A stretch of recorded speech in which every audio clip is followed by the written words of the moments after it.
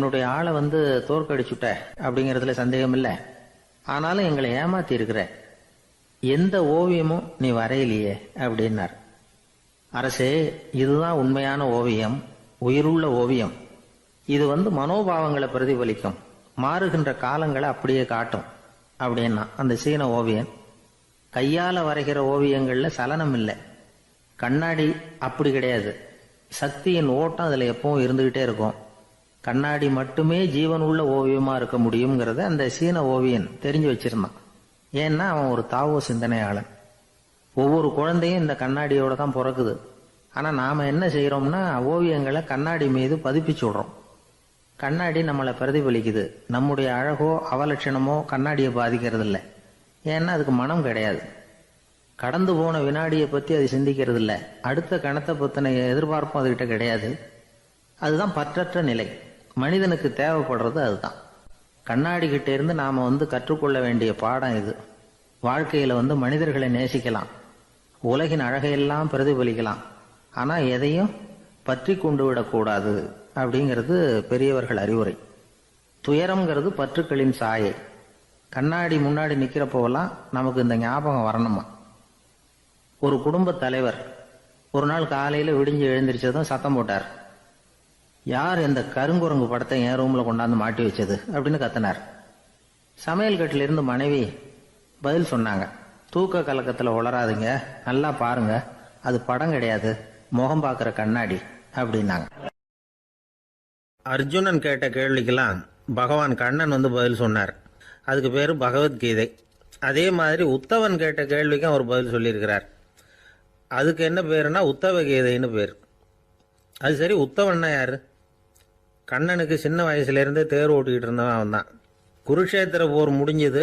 அதர்மத்தை அழித்து தர்மத்தை நிலைநாட்டி தர்மனுக்கு முடிச்சு விட்டினார் கண்ணபிரான். அதுக்கப்புறம் துவாரகைக்கு திரும்பினார். தான் வந்த காரியம் முடிஞ்சது. அதனால இளமையிலிருந்தே தனக்கு தேரோட்டியா இருந்து வந்த உத்தவனை கூப்பிட்டார். இதை பாருப்பா, உனக்கு வேணுங்கிறத கேளுன்னார். அவன் தனக்குன்னு எதையும் கேட்கறதுக்கு ஆசைப்படலை. இருந்தாலும் கேள்வி கேட்கறதுல அவன் ரொம்ப கெட்டிக்காரன். அதனால கேட்க ஆரம்பிச்சான். பரந்தாமா, ராஜசூய யாகத்துக்கு தர்மனை கூப்பிட்டு தன்னுடைய அரண்மனையில் விருந்து வச்சான் துரியோதனன். அதுக்கப்புறம் சூதாட்டத்துக்கு கூப்பிட்டான். தர்மன் தோல்வி அடைகிற மாதிரி பண்ணிவிட்டான். நீங்கள் தான் முக்காலமும் உணர்ந்தவராச்சே, சூதாட்டத்தில் தர்மர் ஜெயிக்கிறது மாதிரி பண்ணியிருக்க கூடாதா? இந்த பகடக்காயை உருட்டுறப்போ நீங்கள் எதிர்பார்த்தது விழற மாதிரி பண்ணியிருக்கலாமே. சரி, அதுதான் இல்லை. வேடிக்கை பார்த்துக்கிட்டு இருந்த பீமன், அர்ஜுனன், நகுலன், சகாதேவன் இவங்களையும் பணையம் வச்சு ஆடுறப்போவாவது காப்பாற்றிருக்கலாம். அதையும் நீங்கள் செய்யலை.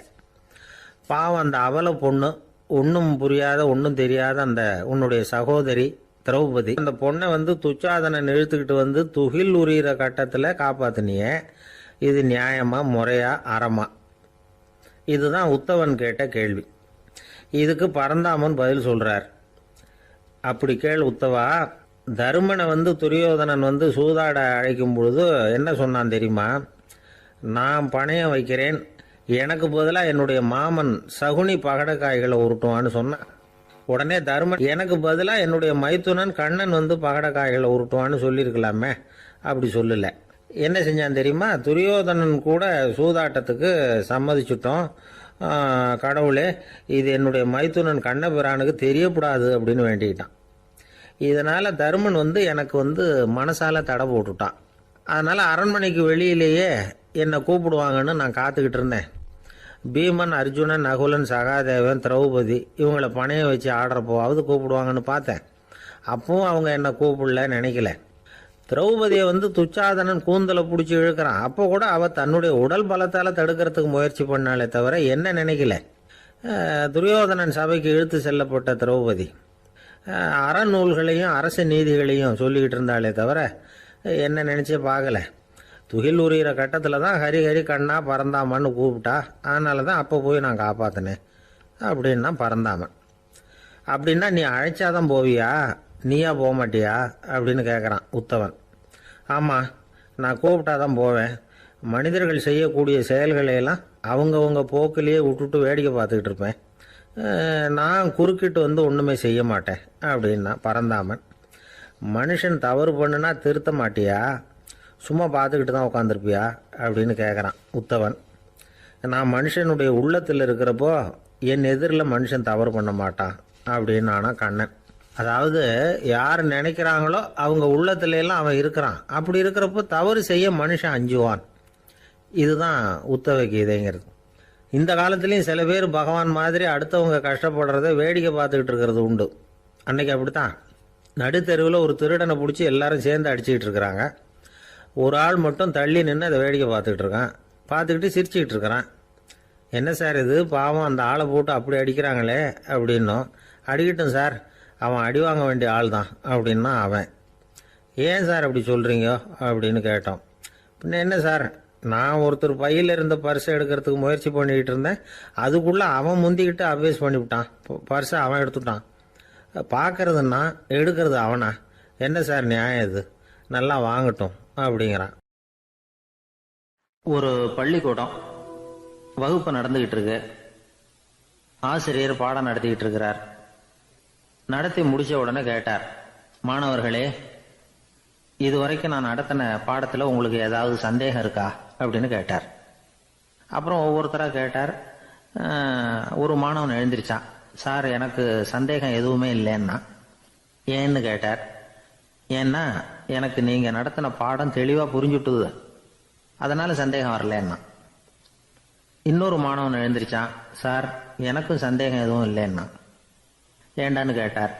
ஏன்னா எனக்கு நீங்கள் நடத்தின பாடம் எதுவுமே புரியல, அதனால் சந்தேகம் வரல அப்படின்னா.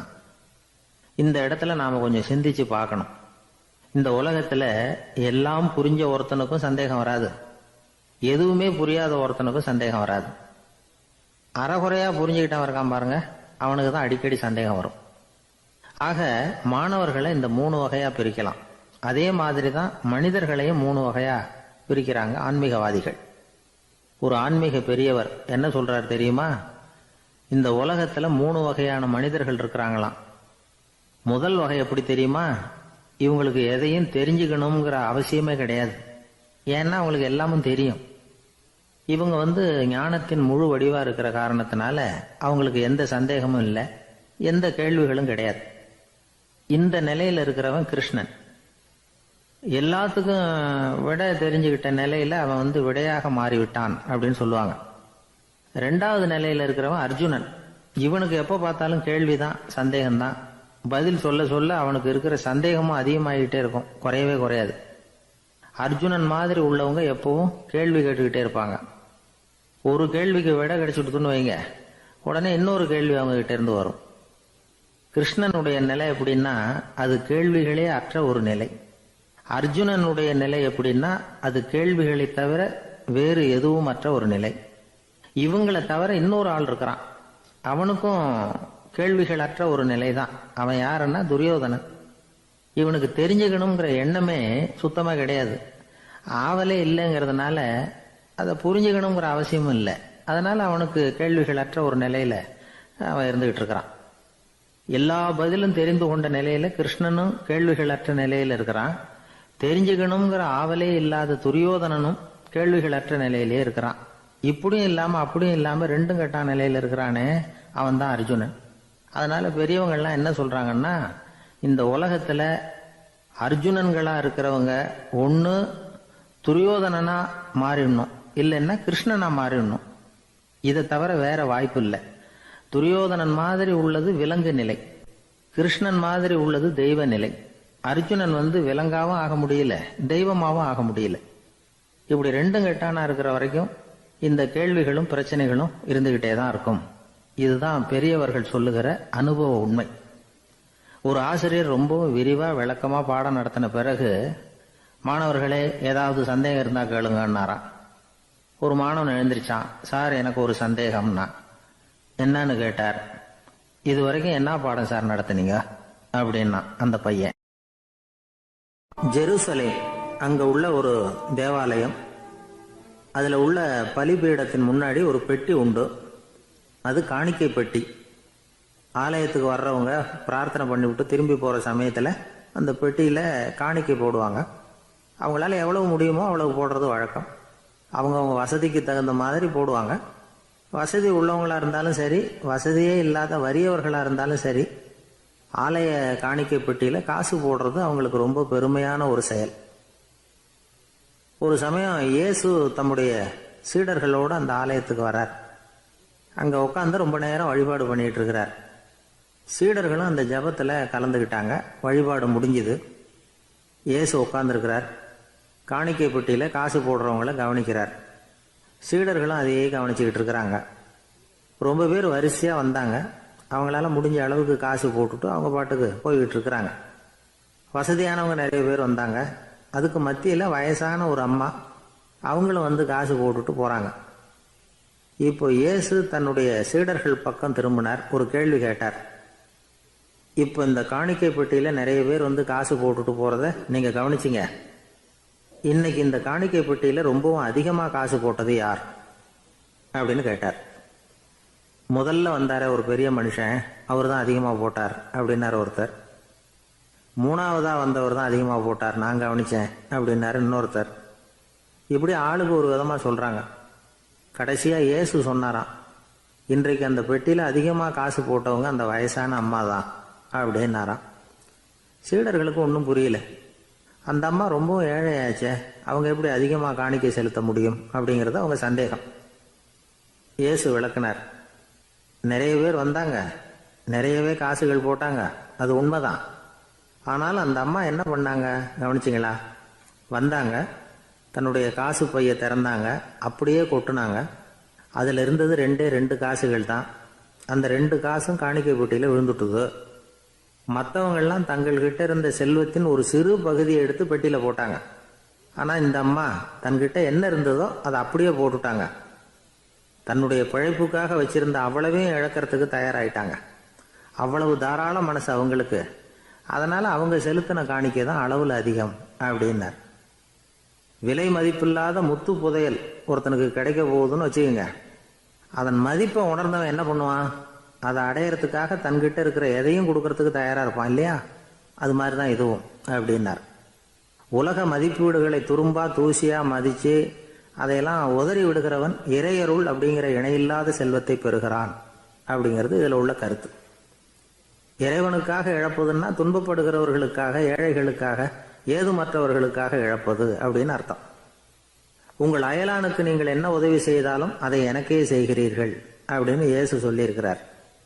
அடுத்தவங்களுக்கு உதவணுங்கிற குணம் இன்னைக்கு ரொம்ப குறைஞ்சி போச்சு. ஒருத்தன் வாழைப்பழத்தோல் வழுக்கி கீழே விழுந்துட்டான். பக்கத்தில் இருந்த நண்பன் உடனே இவனை தூக்கிக்கிட்டு போய் ஆஸ்பத்திரியில் சேர்த்துட்டான். அதுக்கப்புறம் சொன்னான், நீ அந்த வாழைப்பழத்தோலில் காலை வைக்க போகிறத முன்னாடியே நான் கவனிச்சுட்டேன் அப்படின்னானா. அப்படின்னா அப்போவே நீ எனக்கு உதவி செஞ்சுருக்கலாமே அப்படின்னானா அவன். நான் டாக்டருக்கு உதவலாம்னு நினச்சிட்டேன் அப்படின்னா இவன். ஒரு ஊரில் ஒருத்தர் இருந்தான். ஏதோ ஒரு சின்ன அலுவலகத்தில் வேலை பார்த்துக்கிட்டு இருந்தான். ரொம்ப ஏழை.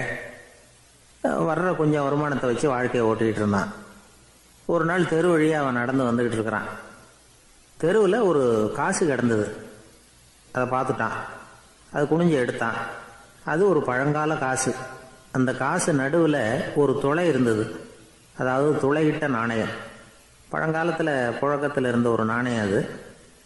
துளையிட்ட நாணயம் கிடைச்சதுன்னா ரொம்ப நல்லது, அது அதிர்ஷ்டம் அப்படின்னு ஒரு நம்பிக்கை உண்டு. இவன் கையில் அது கிடைச்சதும் ரொம்ப சந்தோஷப்பட்டான். இனிமேல் என்னுடைய கஷ்டம்லாம் தீரப்போகுது, அதிர்ஷ்டம் என்னை தேடி வரும், நான் பணக்காரன் ஆகிடுவேன் அப்படின்னு சொல்லிட்டு அந்த காசை தன்னுடைய கோட்டு பையில் பத்திரமா போட்டு வச்சுக்கிட்டான். அடிக்கடி அதை தொட்டு பார்த்துக்கிறது உண்டு, வெளியில் எடுக்க மாட்டான். இப்படியே கொஞ்ச காலம் ஆச்சு. அதுக்கப்புறம் என்னாச்சு தெரியுமா? நிஜமாவே அதிர்ஷ்டம் அவனை தேடி வர ஆரம்பிச்சுட்டுது. செல்வம் வந்து குவிஞ்சுது. பணம், பதவி, புகழ் எல்லாம் வந்து சேர்ந்தது. சமூகத்தில் அவன் ஒரு பெரிய மனுஷன் ஆயிட்டான். எல்லாரும் அவனை பாராட்டினாங்க. அவன் எதை தொட்டாலும் வெற்றி, எல்லாம் அந்த காசோட மகிமை அப்படின்னு அவன் மனசுக்குள்ளே நினச்சிக்கிட்டான். தினமும் காலையில் அந்த கோட்டை போட்டுக்கிட்டு தான் வெளியில் கிளம்புவான்.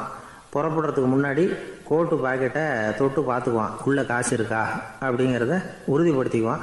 அதுக்கப்புறம் தான் வெளியில் கிளம்புவான். இப்படியே பல வருஷம் ஓடி போச்சு. ஒரு நாள் அவனுக்கு அந்த ஆசை வந்துட்டுது. அதாவது அந்த துளையிட்ட நாணயத்தை எடுத்து கண்ணால் பார்க்கணும் அப்படின்னு. காலையில் சாப்பிட்டுக்கிட்டு இருந்தான். அப்போ தன்னுடைய மனைவி கிட்ட சொன்னான், ரொம்ப நாளைக்கு அப்புறம் என்னுடைய அந்த நாணயத்தை இன்னைக்கு வெளியில் எடுத்து பார்க்க போகிறேன்னா. என்னத்துக்கு அது, இப்போ அதை பார்க்க வேணாமே அப்படின்னு மெதுவாக இழுத்தாங்க அந்த அம்மா. இல்லை இல்லை, நான் பார்த்தே தீரணும் அப்படின்னு அவன் தன்னுடைய சட்டை பைக்குள்ளே கையை விட்டான். உள்ளே இருந்த நாணயத்தை வெளியில் எடுத்தான். பார்த்தா அவனுக்கு ஆச்சரியமாக போச்சு. அந்த நாணயத்தில் தொலையே இல்லை. என்ன ஆச்சு அப்படின்னு சொல்லி அவன் ரொம்ப குழம்பி போயிட்டான். இப்போ அந்த அம்மா சொன்னாங்க, நான் தான் ஒரு நாள் உங்கள் கோட்டு ரொம்பவும் தூசியாக இருக்கேன்னு சொல்லி அதை ஜன்னலுக்கு வெளியில் உதறினேன். உள்ளே இருந்த அந்த காசு அப்போ எனக்கு தெரியாது, ஞாபகத்தில் இல்லை. அது தெருவில் விழுந்துட்டது போல இருக்கு. அதுக்கப்புறம் எவ்வளவோ தேடி பார்த்தேன், கிடைக்கல. அதுக்குள்ளே அதை யாரோ எடுத்துகிட்டு போயிட்டாங்க போல இருக்கு. அது இல்லைங்கிறது உங்களுக்கு தெரிஞ்சால் வருத்தமாக இருக்குமேங்கிறதுக்காக நான் தான் வேற ஒரு நாணயத்தை எடுத்து சட்டை பைக்குள்ளே வச்சுட்டேன் அப்படின்னு விவரத்தை சொன்னாங்க அந்த அம்மா. இது எப்போ நடந்ததுன்னு கேட்டான். உங்களுக்கு அந்த காசு கிடைச்சதே அன்னைக்கு மறுநாளே இது நடந்து போச்சு அப்படின்னாங்களாம். இதை கொஞ்சம் யோசனை பண்ணி பாருங்க. அவனுக்கு அதிர்ஷ்டத்தை கொடுத்தது அந்த நாணயம் இல்லை, அவனுடைய நம்பிக்கை, அதாவது தன்னம்பிக்கை. அதுதான் வேலை செஞ்சிருக்கு. இதிலிருந்து நாம் தெரிஞ்சுக்க வேண்டியது என்னன்னா, வாழ்க்கையில் முன்னேற நினைக்கிறவங்களுக்கு தன்னம்பிக்கை ரொம்ப முக்கியம். அது இல்லைன்னா முன்னேற முடியாது. ஒருத்தன் சொன்னானா, நான் எப்போவுமே என்ன தான் சார் நம்புவேன், மற்றவங்கள நம்ப மாட்டேன். நேற்றுக்கு பாருங்க, திடீர்னு 10 பேர் என்னை அடிக்க வந்துட்டாங்க, நான் ஒருத்தனாவே அதை சமாளித்தேன் அப்படின்றான் ரொம்ப பெருமையா. அது எப்படின்னு கேட்டாங்களாம். ஒரே ஓட்டமாக அங்கேருந்து ஓடி வந்துட்டேன் அப்படின்னு நானா. ஒரு வயசான அம்மா ஒரு நாள் ஃபோன் பண்ணாங்க. ஐயா, நான் இந்த தகவல் நிகழ்ச்சியை தினமும் கேட்குறேன், உங்ககிட்ட ஒரு கேள்வி கேட்கணும் அப்படின்னாங்க. என்னங்க அப்படின்னோம். எனக்கு சொந்தமாக ஒரு நல்ல வீடு இருக்குது, வேணுங்கிற அளவுக்கு பணமும் இருக்குது, கணவரும் ரொம்ப நல்லவர், ரிட்டையர் ஆகி வீட்டில் தான் இருக்கிறார், பிள்ளைங்கள்லாம் பெரிய பெரிய உத்தியோகத்தில் இருக்கிறாங்க, அதில் ஒருத்தன் ஐஏஎஸ், பணம்லாம் கூட நிறைய கொண்டாந்து கொடுக்குறாங்க. அப்படி இருந்தும் என் மனசில் நிம்மதி இல்லை, வாழ்க்கையில் ஒரு நிறைவு இல்லை அப்படின்னாங்க. ஏன்னு கேட்டோம். அதைத்தான் நான் உங்களை கேட்குறேன், ஏன் அப்படி அப்படின்னு திருப்பி கேட்குறாங்க. எங்களுக்கு ஒன்றும் புரியல. கொஞ்ச நேரம் குழம்பி போயிட்டோம். இருந்தாலும் அதை அவங்கக்கிட்ட காட்டிக்காம கொஞ்சம் சாமர்த்தியமா, ஏம்மா உங்கள் மனசில் நீங்கள் ஏதோ ஒன்று எதிர்பார்க்குறீங்க, அது நிறைவேறல அப்படி தானே அப்படின்னு கேட்டோம். ஆமாம் அப்படின்னாங்க. அதுக்கப்புறம் அவங்கக்கிட்ட கொஞ்சம் மனம் விட்டு பேசுகிறப்போ தானாக விஷயம் வெளியில் வந்தது. அதாவது அவங்க பிள்ளைங்க பெரிய பெரிய உத்தியோகத்தில் இருக்கிறதுனால அவசரமாக பார்த்துட்டு ஓடுறாங்களாம். ஆசையாக அம்மான்னு கூப்பிட்டுக்கிட்டு கிட்ட உட்காந்து கொஞ்ச நேரமாவது என்கிட்ட பேசினா தானே என் மனசு கொஞ்சம் நிம்மதியாக இருக்கும். அது அவங்களுக்கு தெரிய மாட்டேங்குதே அப்படிங்கிறாங்க. இதுதான் அவங்களுடைய ஏக்கம். இந்த ஏக்கம் அந்த தாயின் மனசில் இருந்துகிட்டு இருக்குது. இப்படி மகனுடைய அன்புக்காக மட்டுமே ஏங்குற தாய்மார்கள் பல பேர் இருக்கிறாங்க இந்த உலகத்தில். இதை நினைக்கிறப்போ ஒரு வெளிநாட்டு நாடோடி கதை ஞாபகத்தில் வருது. அதாவது கடவுள் படைப்பு தொழிலில் ரொம்ப மும்முரமாக ஈடுபட்டுக்கிட்டு இருந்தாராம். மீன்களை படைச்சாராம், பறவைகளை படைச்சாராம், விலங்குகளை படைச்சாராம். அவருக்கு திருப்தி ஏற்படலை. அதுக்கப்புறம் மனிதர்களை படைச்சிருக்கிறார். அப்பவும் அவருக்கு மன நிறைவு ஏற்படலையா. கடைசியாக தன்னுடைய சக்தி முழுசையும் பயன்படுத்தி குறையே இல்லாத அளவுக்கு ஒரு படைப்பை உருவாக்கினாராம். அந்த உன்னதமான ஒரு படைப்பு அதுதான் பெண், அதாவது தாய். இப்படி உருவாக்கி எல்லாரையும் இந்த உலகத்தில் விட்டுவிட்டாராம். அதுக்கப்புறம் கொஞ்ச காலம் கழித்து தன்னுடைய தேவியை அழைச்சிக்கிட்டு இந்த பூலோகத்துக்கு வந்திருக்கிறார். தன்னுடைய குறையில்லாத படைப்பாகிய பெண்ணை பார்த்தாராம். ஏம்மா, உனக்கு இன்னும் ஏதாவது குறை இருந்தால் சொல்லு, அதையும் நிவர்த்தி பண்ணி விடுறேன் அப்படின்னாராம். அந்த அம்மா பார்த்துருக்காங்க. சுவாமி, எனக்கு நீங்கள் கொடுத்துருக்கிறது 2 கை, என்னுடைய பிள்ளைகளுக்கு சேவை செய்கிறதுக்கு இந்த 2 கை பத்தலை, அதனால் இன்னும் ஒரு 2 கை கொடுத்தா தேவலை அப்படின்னாங்களாம். கடவுள் பார்த்தார். அதனால் என்ன, அப்படியே செஞ்சு விடலாம், இதோ அதுக்கான வரம் கொடுத்துட்டேன் அப்படின்னார். அந்த அம்மாவுக்கு இப்போ 4 கை ஆயிட்டுது.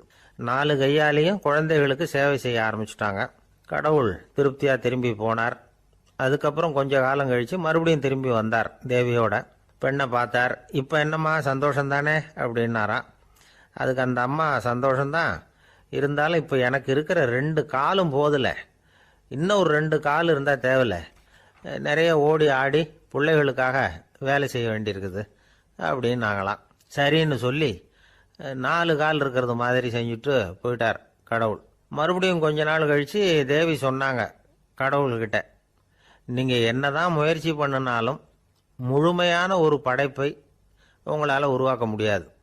அப்படி தான் நான் நினைக்கிறேன் அப்படின்னாங்களாம். அப்படியா சொல்கிற, வா அந்த பொண்ணை பார்த்துட்டு வருவோம் அப்படின்னு புறப்பட்டு இங்கே வந்தாங்களாம்.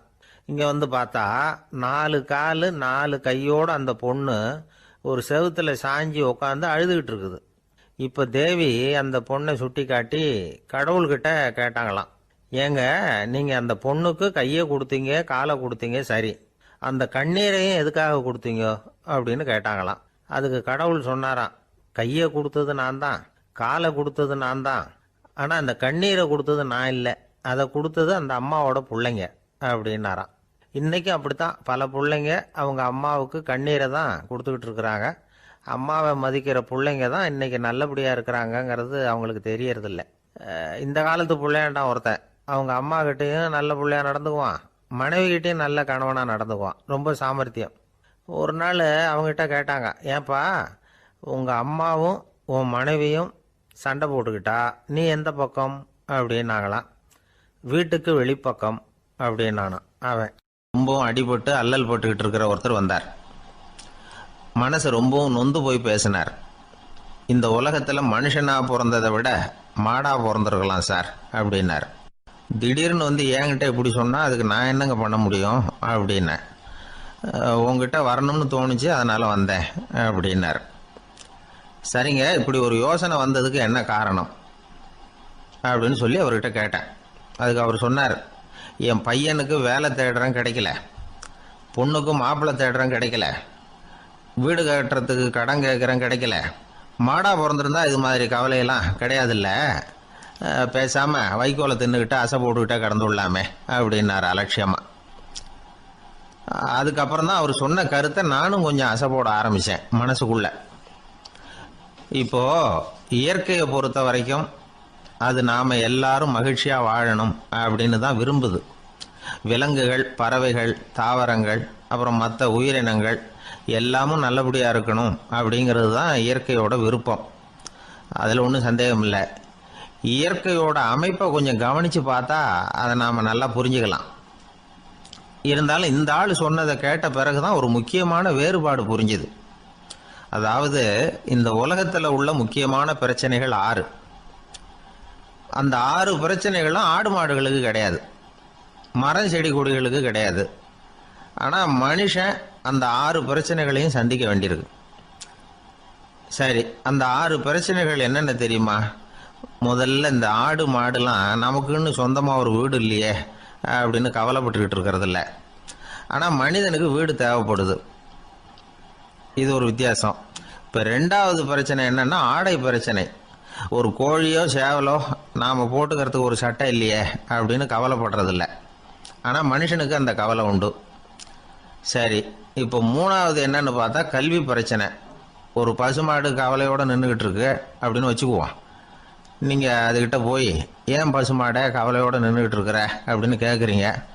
என் கண்ணுக்குட்டிக்கு எல்கேஜியில் இடம் கிடைக்கல, டொனேஷன் கொடுக்கறதுக்கு கையில் பணமும் கிடையாது, சிபாரிசுக்கு யாரை பிடிக்கிறதுன்னு தெரியல, இப்படியா சொல்லிகிட்டு இருக்கோம். அதுக்கு அந்த கவலையெல்லாம் கிடையாது. ஆனால் மனிதனுக்கு அந்த கவலை உண்டு. 4வது என்னன்னு பார்த்தீங்கன்னா வேலைவாய்ப்பு பிரச்சனை. வேலை கிடைக்கலையே அப்படின்னு வேப்ப மரம் கவலைப்படுறதில்ல, ஆனால் மனுஷன் கவலைப்படுறான். 5வது என்னன்னு பார்த்தா கல்யாண பிரச்சனை. எருமை மாடு பசு மாடு எல்லாம் பொண்ணுக்கு மாப்பிள்ளை தேடிட்டாலே இது பேப்பரில் மணமகன் தேவை அப்படின்னு விளம்பரமாக கொடுக்குது, அதெல்லாம் கிடையாது. 6வது என்னன்னு பார்த்தீங்கன்னா பணம் சம்பந்தமான பிரச்சனை. ஆடு மாடுலாம் பணத்தை சேமிக்கணும்னோ ஏதாவது நிதி நிறுவனத்தில் முதலீடு பண்ணணும்னோ நினச்சிக்கிட்டு இருக்கிறதில்ல. பணத்தை எப்படி காப்பாற்றுறது அப்படிங்கிற கவலையும் அதுகளுக்கு கிடையாது. குதிரை வந்து குழம்போடு பிறக்குது, அதனால் அது காடு மேடெல்லாம் கவலை இல்லாமல் தெரியலாம். ஆடு வந்து உடம்புல ரோமத்தோடு பிறக்குது, அதனால் அது குளிரை பற்றி கவலைப்பட வேண்டிய அவசியம் இல்லை. ஆனால் மனுஷனை பார்த்திங்கன்னா அவன் தான் ஒன்றுமில்லாமல் பிறக்கிறான். ஏன் இந்த பாகுபாடு அப்படின்னு கேட்டால் இதை பற்றி கொஞ்சம் சிந்திச்சு பார்க்கணும். அதாவது இந்த சந்தேகத்தை ஒரு பெரியவர்கிட்டையும் கேட்டேன், அவர் சொன்னார் இதுக்கு பதில். அவர் இதே கேள்வியை இயற்கை கிட்ட கேட்டாராம். இயற்கை பதில் சொல்லிச்சான், வேற யாருக்கும் கொடுக்காத ஒரு வலுவான கருவியை, ஒரு பவர்ஃபுல் வெப்பன் மனுஷனுக்கு கொடுத்துருக்கிறேன்னு, அந்த கருவியை உபயோகப்படுத்தி அந்த 6 பிரச்சனையை மட்டும் இல்லை 6 கோடி பிரச்சனைகள் இருந்தாலும் அதையெல்லாம் சமாளிக்கலாம். அது கருவி என்ன தெரியுமா? அதுதான் ஆறாவது அறிவு. அதை உபயோகப்படுத்தினா காலுக்கு செருப்பு தயார் பண்ணிக்கலாம், குளிருக்கு போர்வை தயார் பண்ணிக்கலாம், என்ன வேணும்னாலும் செய்யலாம் அப்படின்னு இயற்கை பதில் சொல்லிச்சான். அதனால் நாம் செய்ய வேண்டியது என்னன்னா, இயற்கையை முதல்ல சரியாக புரிஞ்சுக்கணும். இயற்கையின் படைப்பையே நாம் சரியாக புரிஞ்சுக்கிறது இல்லையா, அதுதான் வேதனை. இந்த கதையை கேளுங்க. இப்போ நகரத்திலேருந்து ஒரு ஆள் கிராமத்துக்கு வந்தான். அங்கே ஒரு சிறுவன் மாடு மேய்ச்சிக்கிட்டு இருந்தான். நகரத்து ஆள் சொன்ன, எவ்வளவு அழகான பசு, அது சரி, இதுக்கெல்லாம் ஏன் கொம்பு இல்லைன்னா. இதுக்கு அந்த பையன் பதில் சொன்னான், பசுமாட்டுக்கு கொம்பு இல்லாததுக்கு பல காரணங்கள் உண்டு. கண்ணுக்குட்டியாக இருந்தால் கொம்பு இருக்காது, பசு வளர்ந்து பெருசானதுக்கு அப்புறம் தான் கொம்பு முளைக்கும், இது ஒரு காரணம். சில சமயம் வளர்கிற கொம்பை எடுத்து விடுறது உண்டு, அது ஒரு காரணம். ஆனால் இதுக்கு ஏன் கொம்பு இல்லைன்னு கேட்குறீங்க, அதுக்கு என்ன காரணம்னா, இது பசு இல்லை, குதிரை அப்படின்னானா. அங்கே ஒரு புதர் தெரியுது இல்லையா, இந்த புதருக்குள்ளே ஒரு சிங்கம் இருக்குது. அந்த பக்கமாக நான் போகிறப்போ வர்றப்போலாம் அது என்கிட்ட ஒம்பு வளர்க்குது, தகராறு செய்யுது, என் மேலே பாயுது, என்னை தாக்குது, ஏன்னு தெரியல அப்படின்னுது. இதை கேட்டதும் அந்த குரங்கு சொல்லிச்சு, இனிமேல் கவலைப்படாத, இந்த தடவை நான் உன்னை காப்பாற்றுறேன்னுது. அதுக்கப்புறம் ஒரு நாள் அந்த குரங்கும் கழுதியும் அந்த புதர் பக்கமாக போய்கிட்டு இருந்தாங்க. எதிர்பார்த்தது மாதிரியே நடந்தது. அந்த சிங்கம் எதிரில் வந்தது, கழுதியை பார்த்தது, உடனே அது மேலே பாய ஆரம்பிச்சுட்டுது. அவ்வளவுதான். உடனே இந்த குரங்கு என்ன பண்ணிச்சு தெரியுமா, கிடுகிடுன்னு ஒரு மரத்து மேலே ஏறி உட்காந்துக்கிட்டது. அங்கே உட்காந்துக்கிட்டு கீழே அந்த கழுதியும் சிங்கமும் போடுற சண்டையை வேடிக்கை பார்க்க ஆரம்பிச்சுட்டுது. கொஞ்ச நேரம் கழித்து அடிபட்ட காயத்தோடு அந்த கழுதை மெதுவாக நடந்து வந்தது. குரங்கும் மெல்ல மரத்தை விட்டு கீழே இறங்குச்சு. இப்போ கழுதை கேட்டுது, என்னை காப்பாத்துறேன்னு சொல்லிவிட்டு காலை வாரி விட்டுட்டியே, நீ பாட்டுக்கு மரத்து மேலே ஏறி உட்காந்துக்கிட்டே, அது நியாயமானுது. குரங்கு பரிதாபமாக அதை பார்த்துது. நான் மரத்து மேலே இருந்து நீங்கள் 2 பேரும் சண்டை போட்டதை பார்த்துக்கிட்டு தான் இருந்தேன். உன்னோட சத்தம் தான் அதிகமாக இருந்தது, அது நீ சிரிக்கிற மாதிரி எனக்கு கேட்டுது, அதனால் நீ தான் ஜெயிச்சுக்கிட்டு இருக்க போல இருக்கு அப்படின்னு நினச்சிவிட்டேன்னுது. இன்றைக்கி பல பேர் இப்படி தான் இருக்கிறாங்களாம். யார் ஜெயிக்கிறாங்க யார் தோக்குறாங்கங்கிறத முகத்தை பார்த்து கூட கண்டுபிடிக்க முடியறதில்ல, பேசுகிற பேச்சை வச்சு கூட கண்டுபிடிக்க முடியறதில்ல. தோற்கிறவங்க கூட சிரிக்கிற மாதிரி முகத்தை வச்சுக்கிறான். இன்றைய மனிதர்கள்கிட்ட ஏகப்பட்ட முரண்பாடுகள். பொய் முகங்களோட உலவுகிறவர்கள் தான் அதிகம். உண்மை முகம் எங்கே இருக்குது அப்படிங்கிறத புரிஞ்சுக்கிட்டு நண்பர்களை தேர்ந்தெடுக்கணும் அப்படிங்கிறது ஒரு முக்கியமான கருத்து. கடவுள் இந்த உலகத்தை படைச்சு விட்டு அதுக்கப்புறமும் கொஞ்ச நாள் இங்கேயே தங்கியிருந்தாராம். அப்போ தான் அவருக்கு ஒரு உண்மை புரிஞ்சுதான், இந்த உலகத்தில் தங்கி இருக்கிறது எவ்வளவு இடைஞ்சல்னு. தினமும் மனிதர்கள் தேடி வந்து ஏதாவது புகார் சொல்லிக்கிட்டே இருந்தாங்களாம், எனக்கு அது வேணும் இது வேணும்னு கேட்டுக்கிட்டே இருந்தாங்களாம். சில பேர் வந்தாங்க, நாங்கள் விவசாயம் பண்ணுறோம், தண்ணி இல்லாமல் பயிர் காயுது, எங்களுக்கு மழை வேணும் அப்படின்னாங்க. அவங்க போனதும் அதுக்கப்புறம் சில பேர் வந்தாங்க, நாங்கள் மண்பானை செய்கிறவங்க, நிறைய பானை செஞ்சு வச்சுருக்குறோம், மழை பெஞ்சால் எல்லாம் கரைஞ்சி வீணாக போயிடும், அதனால் இன்றைக்கி மழை பெய்யக்கூடாதுன்னாங்க. கடவுள் பார்த்தார், அவருக்கு என்ன பண்ணுறதுன்னே தெரியல, ஏகப்பட்ட குழப்பம், தலையை பிச்சுக்கலாம் போல் இருந்தது, கிட்டத்தட்ட பைத்தியம் பிடிக்கிற அளவுக்கு ஆகிட்டுது. எல்லாருடைய ஆசைகளையும் அவரால் நிறைவேற்ற முடியல, ஏன்னா ஒன்றுக்கு ஒன்று முரண்பாடாக இருந்தது. ஒரு நாள் தன்னுடைய அமைச்சரவையை கூட்டி ஆலோசனை கேட்டார், என்ன செய்யலாம்னு சொல்லுங்கன்னார். இது என்ன பிரமாதம், பேசாமல் இமயமலை அடிவாரத்தில் போய் உட்காந்துங்க, யாரும் தொந்தரவு பண்ண மாட்டாங்கன்னாங்க. அங்கேயும் மனிதர்கள் வர ஆரம்பிச்சுருவாங்களேன்னார் கடவுள். சரி அப்படின்னா சந்திரனில் போயிருந்துக்கலாமேன்னாங்க. அங்கேயும் மனுஷன் குடி வர போகிறான் அப்படின்னார் கடவுள். வெகு தூரத்துக்கு அப்பால் உள்ள நட்சத்திர மண்டலத்துக்கு போயிடலான்னாங்க. இதெல்லாம் நிரந்தர தீர்வாகாது, நிரந்தரமாக இந்த மனிதனுடைய தொல்லையிலேருந்து நான் விடுபடணும், அதுக்கு ஏதாவது வழி சொல்லுங்கன்னார் கடவுள். ஒரு வயசான ஆள் வந்தார், கடவுளுக்கு காதோட காதாக ஒரு வழியை சொன்னார். கடவுளுக்கு முகம் மலர்ந்தது, அதுதான் சரி, அப்படியே செஞ்சுடலான்னார். அந்த ஆள் சொன்ன ரகசியம் என்ன தெரியுமா, மனிதனால் அடைய முடியாத ஒரு இடம் இருக்குது, அது வேறு எங்கேயும் இல்லை, அவனுக்கு உள்ளே இருக்குது, அங்கே போய் மறைஞ்சிங்க, அதுக்கப்புறம் மனிதர்களால் உங்களுக்கு தொந்தரவு இருக்காதுன்னார். மனிதன் நினைக்காத இடம் அதுதான். அதாவது உள்ளுக்குள்ளே இருக்கிற உண்மையை புரிஞ்சிக்காம வெளியில் எங்கேயோ அது இருக்கிறதாக நினச்சி வரட்டிக்கிட்டு அலையிறான் மனுஷன். உள்ளே இருக்கிற உண்மை புரிஞ்சா நாம் தன்னம்பிக்கையோட தலை நிமிர்ந்து வாழலாம். வேடிக்கையாக ஒரு கதை சொல்லுவாங்க, இதை பாருங்கள், நம்ம பையன் எங்கே பணம் வச்சாலும் எடுத்து விட்றான், என்ன பண்ணுறதுன்னாங்க அம்மா. அப்பா கொஞ்சம் நேரம் யோசனை பண்ணார், அதுக்கப்புறம் சொன்னார், அவன் கண்ணில் படாத இடமா, நம்ம வீட்டில் இருக்கிறது ஒரே இடம் தான், அங்கே பணத்தை வை திருட்டு போவாதுன்னார். அது எந்த இடம்னு கேட்டாங்க. அதுதான் அவன் பாட புஸ்தகம், அதில் வச்சிரு, அவன் தொடவே மாட்டான், பாட புத்தகத்தை தொடாமல் பரீட்சையில் வெற்றி பெற முடியாது அப்படிங்கிறத புரிஞ்சுக்கணும். உள்ளே இருக்கிற உண்மையை தொடாமல் வாழ்க்கையில் வெற்றி பெற முடியாது. அதனால் உண்மையை புரிஞ்சுக்கிட்டா வாழ்க்கையில் வெற்றி நிச்சயம். கத்தியை தீட்டாதே புத்தியை தீட்டு அப்படின்னு ஒரு பெரியவர் புத்தி சொன்னார். அதை கேட்ட ஒரு இளைஞன், அது எப்படி பெரியவரை புத்தியை தீட்டுறது, கத்தியை தீட்டுன்னு சொன்னால் ஒரு கருங்கல்லில் கத்தியை தேய்க்கலாம், புத்தியை தீட்டுன்னு சொன்னால் எப்படி தலையை கொண்டுட்டு போய் தரையில் தேய்ச்சிக்கிட்டு இருக்க முடியுமா அப்படின்னா. அந்த பெரியவர் உடனே புரிஞ்சுக்கிட்டார், இந்த இளைஞனுக்கு புத்தி கூர்மை கம்மி அப்படிங்கிறத புரிஞ்சுக்கிட்டார். அது சரி, அறிவுக்கும் புத்திசாலித்தனத்துக்கும் என்ன வித்தியாசம்? இது ஒரு முக்கியமான கேள்வி. அறிவுன்னா என்ன, புத்திசாலித்தனம்னா என்ன? இதே கேள்வியை சாக்ரட்டிஸ் கிட்ட அவருடைய சீடன் ஒருத்தன் கேட்டானான். ஐயா, அறிவுக்கும் புத்திசாலித்தனத்துக்கும் என்னங்க வித்தியாசம் அப்படின்னு கேட்டிருக்கான். சாக்ரட்டிஸ் நிமிர்ந்து பார்த்துருக்கிறார் அந்த சீடனை. அதுக்கப்புறம் சொன்னாராம், நான் சொல்கிறேன் உன்னுடைய கேள்விக்கு பதில், ஆனால் அதுக்கு முன்னாடி நீ ஒரு காரியம் பண்ணணும்னாரான். என்னங்க செய்யணும் சொல்லுங்கன்றிருக்கான். அதோ பாரு, ஒரு பெரியவர் உட்காந்துருக்கிறாரு, அவர்கிட்ட போ, இங்கேருந்து பக்கத்தில் இருக்கிற அந்த கிராமத்துக்கு போய் சேர எவ்வளவு நேரம் ஆகும் அப்படின்னு கேட்டுட்டு வா அப்படி சொன்னார் சாக்ரட்டிஸ். சரின்னு சொல்லிவிட்டு இவன் போனான். அந்த பெரியவர் முன்னாடி போய் நின்னான். ஏங்க பெரியவரை, இங்கேருந்து அதோ தெரியுத அந்த கிராமத்துக்கு போய் சேர்றதுக்கு எவ்வளவு நேரம் ஆகும் அப்படின்னு கேட்டான். பெரியவர் நிமிர்ந்து பார்த்தார், ஆனால் பதில் எதுவும் சொல்லலை. இவன் மறுபடியும் ஒரு தடவை அதே கேள்வியை அவர்கிட்ட கேட்டான். என்னங்க, நான் கேட்குறது உங்கள் காதில் விழுதா, அந்த கிராமத்துக்கு போய் சேர்றதுக்கு எவ்வளோ நேரம் ஆகும் அப்படின்னு சொல்லி மறுபடியும் கேட்டான். அப்பவும் அவர் பதில் சொல்லலை. உடனே அவன் மனசுக்குள்ளே முடிவு பண்ணிக்கிட்டான், சரி பெரியவர் ஒரு மாதிரியாக தெரிகிறார், புத்தி சுவாதீனம் சரியில்லாத ஒரு மாதிரி தெரியுது அப்படின்னு நினச்சிக்கிட்டே வந்த வழியிலே திரும்பி வந்துட்டான். கொஞ்சம் தூரம் நடந்திருப்பான். இப்போ அந்த பெரியவர் மறுபடியும் கூப்பிட்டார், இளைஞனே இப்படி வாடினார். இவனுக்கு ஒன்றும் புரியல. மறுபடியும் திரும்பி நடந்தான். அவர் முன்னாடி போய் நின்னான். பெரியவர் சொன்னார், தம்பி, இங்கேருந்து அந்த கிராமத்துக்கு போய் சேர்றதுக்கு 5 நிமிஷம் ஆகும் அப்படின்னார். இப்போ அந்த இளைஞன் அந்த முதியவரை ஒரு மாதிரியாக பார்க்க ஆரம்பித்தான். அதுக்கப்புறம் கொஞ்சம் யோசித்தான். பிறகு அவர்கிட்டே கேட்டுட்டான், ஏங்க பெரியவரை, இதே பதிலை அப்போவே என்கிட்ட சொல்லியிருக்கலாமே, என்னை திரும்பி போன்னு சொல்லிவிட்டு பாதி தூரம் போனதுக்கப்புறம் மறுபடியும் கூப்பிட்டு அதுக்கப்புறம் இப்படி சொல்கிறீங்களே, இது நியாயமா அப்படின்னா.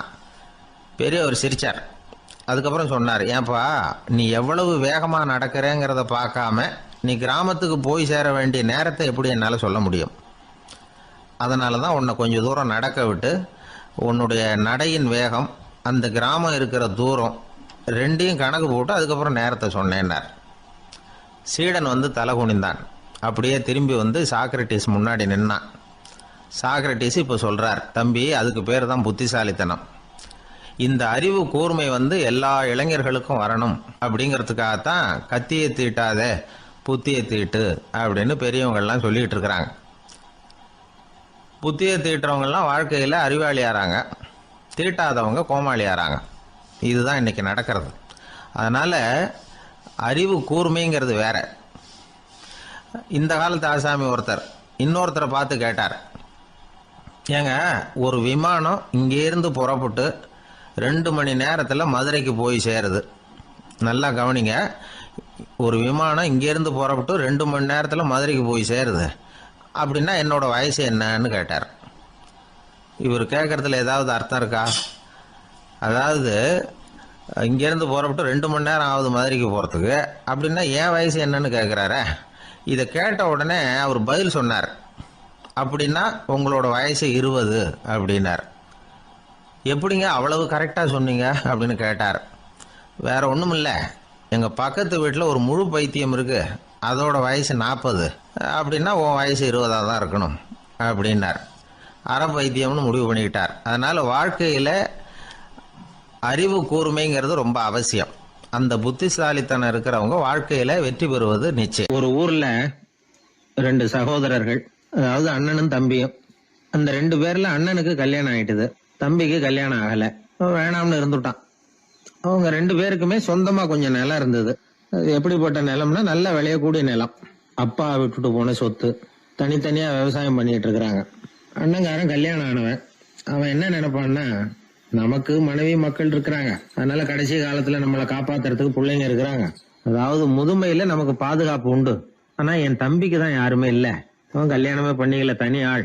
அவனுக்கு வயசானா அவனை கவனிக்கிறதுக்கு யாருமே இல்லையே, அதனால அவன் தான் அதிகமாக பணம் சேர்க்கணும், அதுக்கு நாம தான் எப்படியாவது உதவி பண்ணணும் அப்படின்னு அண்ணங்காரன் நினைப்பான். அதுக்காக என்ன செய்யலாம்னு யோசனை பண்ணுவான். ஒரு நாள் ராத்திரி ஒரு சாக்கு நிறைய நெல்லை போட்டு எடுத்து கட்டிட்டான். கட்டி தூக்கிட்டு போறான். தம்பி வீட்டுக்கு பின்பக்கம் இருந்த களஞ்சியத்துல நெல்லை கொட்டிவிட்டு பேசாம திரும்பி வந்துட்டான். அவனுக்கு தெரியாம இதை செஞ்சுட்டான். ஏன்னா தம்பி கிட்ட நேரடியா கொடுத்தா வாங்கிக்க மாட்டான். அதனால இப்படி ரகசியமா போய் அவனுக்கு தெரியாமலே அவன் வீட்டு களஞ்சியத்துல தானியத்தை கொட்டி விட்டு திரும்பி வந்துட்டான். இதே மாதிரி அடிக்கடி பண்ணிட்டு இருக்கிறான் அவனுக்கு தெரியாம. ஆனா இதே நேரத்துல தம்பிக்காரன் என்ன யோசனை பண்ணான் தெரியுமா? நாம தனி ஆளு, ஆனா அண்ணன் குடும்பம் பெருசு, அதனால எனக்கு அதிகமா எதுவும் தேவையில்லை, அண்ணனுக்கு தான் தேவை அதிகம், குடும்பத்துல உள்ளவங்களை எல்லாம் காப்பாத்தணும், அவருக்கு தான் நாம ஏதாவது உதவி பண்ணணும்னு நினைச்சான். இவனும் அதே மாதிரி யோசனை பண்ணான். நேர்ல கொடுத்தா அவர் எதுவும் வாங்கிக்க மாட்டார், அதனால எப்படியாவது வேற வழியில தான் நாம அவருக்கு உதவி செய்யணும்னு யோசனை பண்ணான். அதனால இவனும் ராத்திரியா ஒரு சாக்கு நிறைய தானியத்தை கொட்டி கட்டி எடுத்துக்கிட்டான். அண்ணனோட களஞ்சியத்துல கொட்டி விட்டு கம்முன்னு திரும்பி வந்துட்டான். இதே மாதிரி இவனும் அடிக்கடி செஞ்சுக்கிட்டு இருந்தான். அதாவது அண்ணன் நல்லா இருக்கணுமேன்னு நினைச்சு தம்பிக்காரன் கொண்டாந்து தானியத்தை கொட்டுறான், தம்பி நல்லா இருக்கணுமேன்னு நினைச்சு அண்ணங்காரன் கொண்டாந்து தானியத்தை கொட்டுறான். இது ஒருத்தருக்கு ஒருத்தர் தெரியாம தொடர்ந்து நடந்துகிட்டு இருக்குது. ஒரு நாள் என்னாச்சு தெரியுமா? நடு ராத்திரி அண்ணங்காரன் எழுந்திரிச்சான். வழக்கம் போல நெல்லு மூட்டையை தூக்கிட்டு தம்பி வீட்டுக்கு போறான்.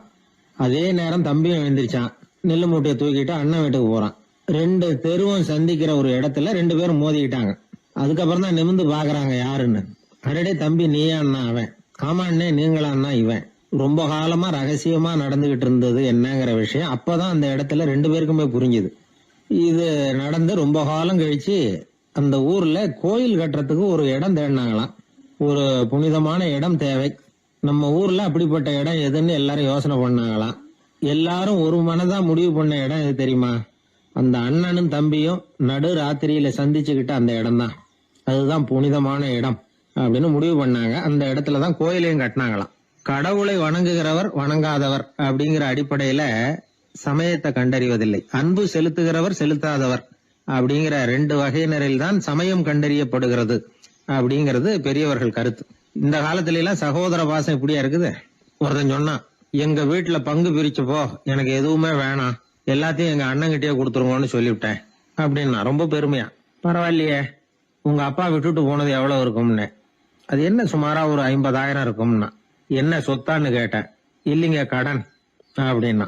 அதனாலதான் கடன் இருக்குங்கிறதுனாலதான் அண்ணங்கிட்டே கொடுத்துருங்க அப்படின்னு தாராளமா சொல்லிவிட்டு வந்திருக்கிறான். இப்படி இருக்குது சகோதர பாசம். ஆனா பாசம்ங்கிறது ரொம்ப உயர்வானது. அது அண்ணன் தம்பிகள் எப்படி இருக்கணும் அப்படிங்கிறதுக்கு அந்த அபூர்வ சகோதரர்கள் ஒரு உதாரணம். குடும்பத்துல மற்றவர்கள்ட்ட நேசத்தோடையும் பாசத்தோடையும் பழகினாதான் வாழ்க்கை இனிமையா அமையும். கல்யாணத்துக்கு போயிருந்தியா, எப்படி இருந்ததுன்னு கேட்டார் ஒருத்தர். எப்படி இருந்தது? சாப்பாடு சரியில்லை, சாம்பார்ல உப்பு பத்தல, இப்படி அடுக்கிக்கிட்டே போனார் அடுத்தவர். இது ஒரு மனித சுபாவம். எப்பவுமே எதிர்மறையான செய்திகளை பேசுறதுலதான் மனிதனுக்கு ஆர்வம் அதிகம். எது சரியில்லைங்கிறத சொல்றதுக்கு தான் அவன் ஆசைப்படுறான், எது சரியா இருந்ததுங்கிறத சொல்றதுக்கு அவன் ஆசைப்படுறது இல்ல. இப்ப எல்லாரும் சொல்லுவாங்களே, ஒரு பெரிய வெள்ளைத்தாள்ல நடுவுல ஒரு சின்ன கருப்பு புள்ளிய வைங்க, அத ஒருத்தர்கிட்ட காட்டி இது என்னன்னு கேட்டா கருப்பு புள்ளின்னு தான் சொல்லுவார். ஒரு சின்ன கருப்பு புள்ளியத்தான் அவர் கவனிக்கிறார், அந்த புள்ளிய சுற்றி இருக்கிற விசாலமான வெள்ளை பகுதியை அவர் கவனிக்கிறது இல்ல. இது மனித இயல்பு.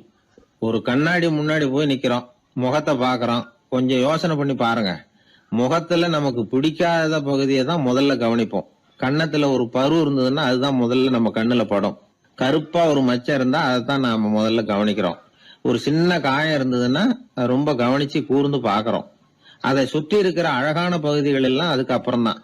அவ்வளவு தூரத்துக்கு ஏன் காலையில ஒரு செய்தித்தாளை கையில எடுத்து புரட்டுறீங்க, எதிர்மறையான செய்திகளை தான் முதல்ல பாக்குறோம். ஆக்கப்பூர்வமான செய்திகள்லாம் அதுக்கப்புறம் தான். எதிர்மறையான செய்திகள் தான் பத்திரிகைகளின் விற்பனையை உயர்த்துது. ஒரு கும்பல்ல கலவரம், பத்திரிகையில செய்தி எப்படி வருது? கலவரத்துல 10 பேர் உயிரிழந்தார்கள் அப்படின்னு தான் வரும். அந்த கலவரத்துல 918 பேர் உயிரோடு திரும்பி போனார்கள் அப்படின்னு போடுறது இல்ல. எத்தனை பேர் இறந்து போனாங்க அப்படிங்கிறது தான் பத்திரிகைக்கு முக்கியம். ஏன்னா மனித மனம் அதை தான் கவனிக்குது. பாதகமான செய்திகளே பத்திரிகைகள்ல அதிகமா வருது, எதிர்மறையான செய்திகளுக்கு தான் அதிக முக்கியத்துவம் கொடுக்கப்படுது. இதனால என்ன ஆகுது தெரியுமா? இந்த உலகத்துல எங்க பார்த்தாலும் கொலையும் கொள்ளையும் விபத்தும் உயிரிழப்பும் தான் நடந்துகிட்டு இருக்கு அப்படிங்கறது மாதிரி ஒரு பிரமை. இந்த உலகத்துல மகிழ்ச்சிகளை எல்லாம் நாம மறந்துடுறோம், வாழ்வின் வெளிச்சங்களை எல்லாம் நாம இழந்துடுறோம். இன்னைக்கு விமான விபத்துல 214 பேர் உயிரிழந்தார்கள் அப்படிங்கிறது எதிர்மறையான செய்தி. இன்று விமானம் மூலமாக 2 லட்சம் பேர் சௌக்கியமாக பயணம் செய்தார்கள் அப்படிங்கிறது நேரடியான செய்தி. ஆனாலும் செத்ததுதான் செய்தியா வரும். சௌக்கியமா போனவங்களை பத்தி வெளியில தெரியாது.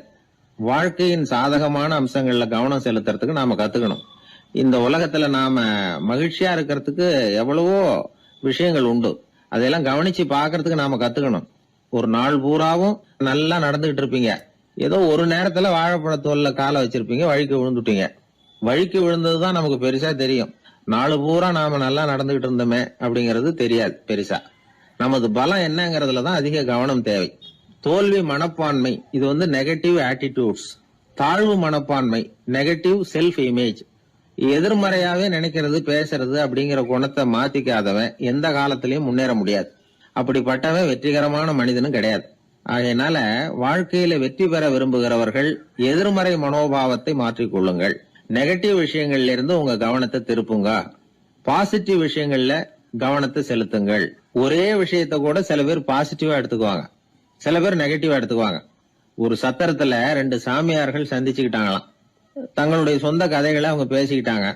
ஒரு சாமியார் சொன்னார், எனக்கு சம்சாரம் இல்ல, அதனாலதான் நான் சாமியார் ஆயிட்டேன் அப்படின்னார். இன்னொருத்தர் சொன்னார், எனக்கு சம்சாரம் இருக்கா, அதனால நான் சாமியார் ஆயிட்டேன் அப்படின்னார். அதனால வாழ்க்கைய அவரவர்கள் பாக்குற பார்வை வேற வேற மாதிரி.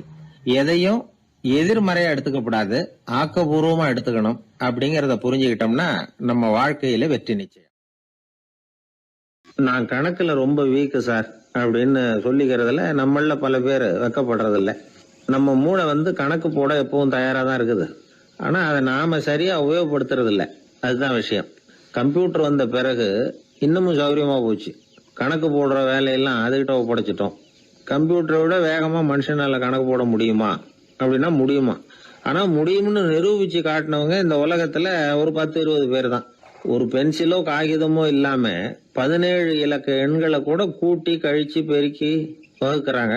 நீங்க பிறந்ததுல இருந்து இந்த வினாடி வரைக்கும் எவ்வளவு காலம் ஆயிருக்குது அப்படின்னு கேட்டா அதை நொடிகள்ல சொல்றாங்க. ஒரு புஸ்தகத்தை கொடுத்து படிக்க சொல்லி அதுல மொத்தம் எத்தனை எழுத்து இருக்குது அப்படின்னு கேட்டா கரெக்டா சொல்லி போடுறாங்க. இப்படிப்பட்ட திறமைசாலிகள் இந்த உலகத்துல இருக்கத்தான் செய்யறாங்க. அது சரி, அவங்களால மட்டும் அது எப்படி முடியுது? இதுக்கு சரியான விளக்கத்தை இதுவரைக்கும் யாரும் சொல்லல. இந்த கணக்கு புலிகள், கணித மேதைகள் எப்படி அவ்வளவு பெரிய கணக்கெல்லாம் போடுறாங்கன்னு கேட்டா அதுக்கு யாராலையும் சரியான விளக்கம் கொடுக்க முடியல. ஆனா அவங்க எல்லாம் கொஞ்சம் கூட அலட்டிக்காம கணக்கு போட்டு சொல்லி போடுறாங்க. இவ்வளவுக்கும் அவங்க கணக்கு கல்வியை முறையா கத்துக்கிட்டவங்களா அப்படின்னு கேட்டா அதுவும் கிடையாது. சோவியத் ஆய்வாளர் ஒருத்தர் முதல் தடவையா இது சம்பந்தமா ஆச்சரியமான ஒரு முடிவை சொல்லி இருக்கிறார். அவர் என்ன சொல்றாருன்னா, கம்ப்யூட்டர்களையே தோக்கடிக்கக்கூடிய வேகத்துல கணக்கு போடுகிற திறமை உள்ள மூளை இயற்கையிலேயே சில பேருக்கு மட்டும்தான் இருக்குங்கிறது சரியில்லை. இந்த உலகத்துல பிறந்த எல்லாருடைய மூளைக்குள்ளேயும் ஒரு கம்ப்யூட்டர் மூளை இருக்குது அப்படிங்கிறார் அவர். நம்ம கிட்ட இருக்கிற சாதாரண மூளைக்கு அபாரமான திறமை இருக்குதான். இப்போ உதாரணத்துக்கு, ஒரு மாமரத்துல உச்சி கிளையில ஒரு நல்ல மாங்காயை பாக்குறோம். ஒரு கல்லை எடுத்து குறி பார்த்து வீசுறோம். ஒரு தடவை இல்லைன்னா கூட இன்னொரு தடவை கரெக்டா பார்த்து அடிச்சு போடுறோம். மாங்காய் கைக்கு வந்துடுது. இது சாதாரணமா எல்லாரும் செய்யக்கூடிய ஒரு காரியம். இதுல கவனிக்க வேண்டியது என்னன்னா, கண் அமைக்கிற நேரத்துக்குள்ள மனுஷ மூளை அந்த கல்லோட எடை, மாங்காய் இருக்கக்கூடிய உயரம், தூரம், எரிய வேண்டிய விசையின் அளவு, வேகம் எல்லாத்தையும் கணக்கு போட்டு சொல்லிவிடுது. அதுக்கப்புறம் தான் கல்லை வீசுறோம். நம்ம அறியாமலேயே நமக்குள்ள நடக்கிற ஒரு அதிசயம் இது. மனுஷன் படைச்ச கம்ப்யூட்டரால இவ்வளவு சிக்கல் நிறைந்த விஷயத்த இவ்வளவு சீக்கிரத்துல கணக்கு போட முடியாதான். அதனாலதான் மனித மூளைக்குள்ள ஒரு கம்ப்யூட்டர் மூளை, அதாவது கணக்கு போடுகிற மூளை இருக்குது, அது இயங்குது அப்படிங்கறத அதுல இருந்து புரிஞ்சுக்க முடியும்னு சொல்றாங்க. இத உயிர் கம்ப்யூட்டர் அப்படின்னு சொல்லலாமா, பயோ கம்ப்யூட்டர். இயற்கை என்ன பண்ணி இருக்குதுன்னா, இந்த உயிர் கம்ப்யூட்டர் விசைய அணைச்சு விட்டு உணர்வு மூளையின் செயல்பாட்டை வந்து திறந்து விட்டுருக்கு. அதனால உணர்வு மூளையை உபயோகிக்கிற மனுஷன் தன்னுடைய இயற்கை திறமையை மறந்துட்டு தானே வளர்த்துக்கிட்ட திறமையின் மூலமா சிந்திக்க ஆரம்பிச்சான். இந்த இயற்கையின் உயிர் கம்ப்யூட்டர் விசை அணைக்கப்படாம சில பேருக்கு இருந்துருது. அவங்கதான் கணித மேதைகள். அவங்களுக்கெல்லாம் உயிர் கம்ப்யூட்டருக்கும் உணர்வு மூளைக்கும் தொடர்பு ஏற்பட்டிருக்கு. இப்ப இந்த தொடர்பை வந்து எல்லாருக்கும் ஏற்படுத்துறதுக்கு ஒரு வழியை கண்டுபிடிச்சிட்டோம்னு வைங்க, அதுக்கப்புறம் நாம எல்லாருமே கணித மேதைகள் தான், கணக்கு புலிகள் தான். அது வரைக்கும் நாம இப்படியே இருந்துட வேண்டியதுதான். நம்மால் ஒருத்தன் மாங்காய் அடிச்ச கதை தெரியுமா உங்களுக்கு? ஒரு மரத்து உச்சியில ஒரு மாங்காயை பார்த்தான். உடனே அவனுடைய மூளை வந்து கல்லோட எடை, மாங்காய் இருக்கிற உயரம், எரிய வேண்டிய வேகம் எல்லாத்தையும் ஒரு நொடியில கணக்கு போட்டு சொல்லிவிட்டுது. அடிச்சான், மாங்காய் விழுந்துட்டுது. இருந்தாலும் அவன் தன்னுடைய மூளையை நொந்துக்கிட்டான். மோசமான மூளைன்னா ஏண்டான்னு கேட்டோம். என்னுடைய மூளை எல்லாத்தையும் சரியா கணக்கு போட்டு சொல்லிவிட்டுது, இருந்தாலும் ஒரு விஷயத்த என்கிட்ட சொல்லாம விட்டுட்டுது அப்படின்னா. என்னத்தேன்னு கேட்டோம். அந்த தோட்டத்துக்கு சொந்தக்காரன் என் பின்னாடி 10 அடி தூரத்துல தான் நின்றுட்டு இருக்கிறாங்கிறத எனக்கு கணக்கு போட்டு அது சொல்லாம விட்டுட்டுது அப்படின்னா முதுவை தடவிட்டேன்.